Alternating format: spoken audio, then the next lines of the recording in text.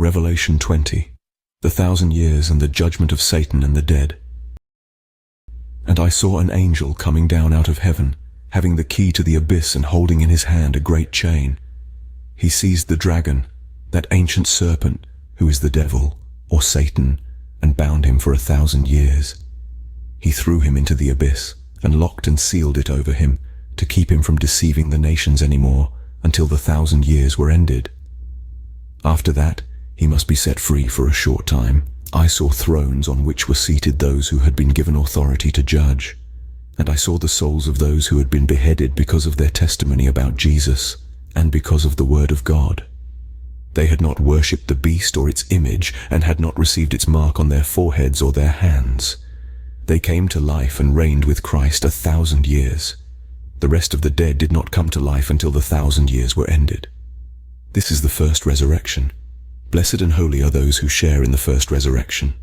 The second death has no power over them, but they will be priests of God and of Christ, and will reign with him for 1,000 years.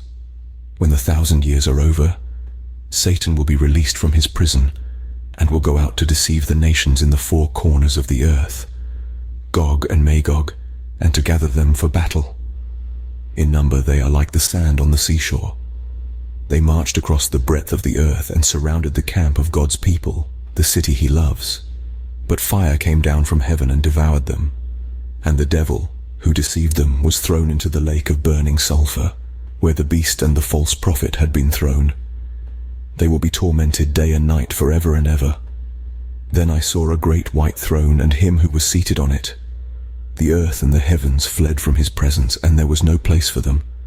And I saw the dead, great and small, standing before the throne, and books were opened. Another book was opened, which is the book of life. The dead were judged according to what they had done as recorded in the books.